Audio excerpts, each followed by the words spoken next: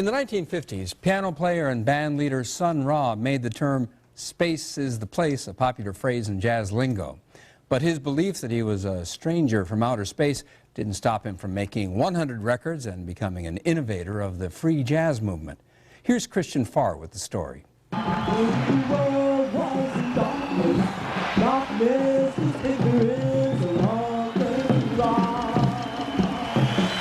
It has been said that wherever you go in jazz, Sun Ra has been there and left.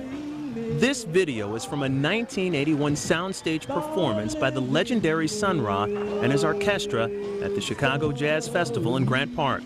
25 years later, materials from the time Ra spent in Chicago are on display at the Hyde Park Arts Center. Some call me Mr. Ra. Some call me Mr. Ra.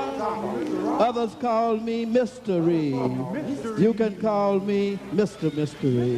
The things that he was doing 25 years ago are still having trouble being accepted by some people today.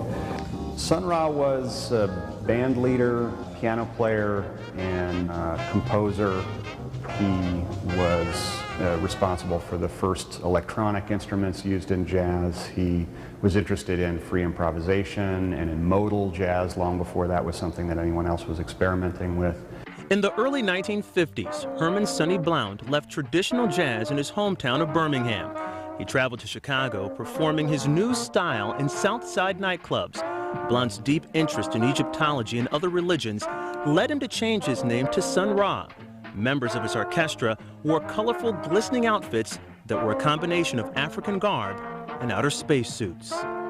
The deeper aspect of the space connection for Sun Ra really had to do with African American identity. I mean, he looked at the question of being African American and being cut off from your own history beyond slavery as being equivalent to being alien, being alienated.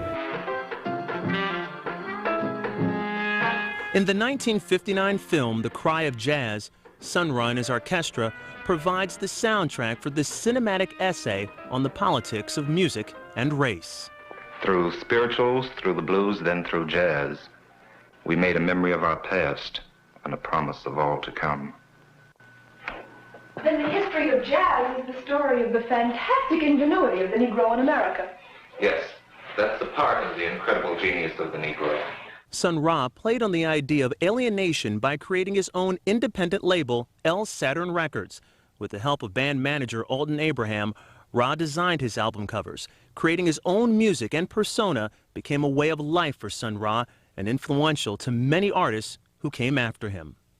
Sun Ra was considered like mostly a strange guy. Although brilliant, everybody recognized that no one could play right on his level. Musician Phil Coran played trumpet in the Sun Ra Orchestra in Chicago in the late 50s. After Sun Ra moved to New York in 1961, Coran co-founded the Association for the Advancement of Creative Musicians, or the AACM, an organization that credits Sun Ra as a major influence in its devotion to composing original music.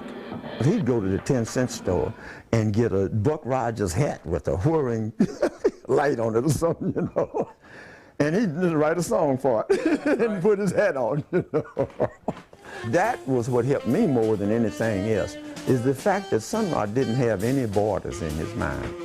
There were no limits in any direction. Sun Ra died in 1993. He left a social and creative impact. Members of the Sun Ra Orchestra continue to tour globally. Musicians like Chicago and Ken Vandermark still play his songs. And Ra's legacy has inspired some of the most popular music in today's culture. Ra was very concerned that Americans had lost sight of the vital importance that beauty and culture have for them as living beings. He was formulating what he hoped would be an antidote to that.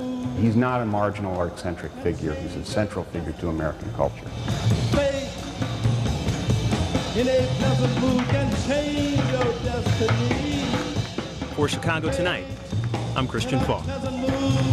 Can bring you celestial The Sun Ra exhibition, Pathways to Unknown Worlds, includes original album artwork, highlights from his days making records, and movies about his work. It runs through mid-January at the Hyde Park Art Center, and there's more information on our website.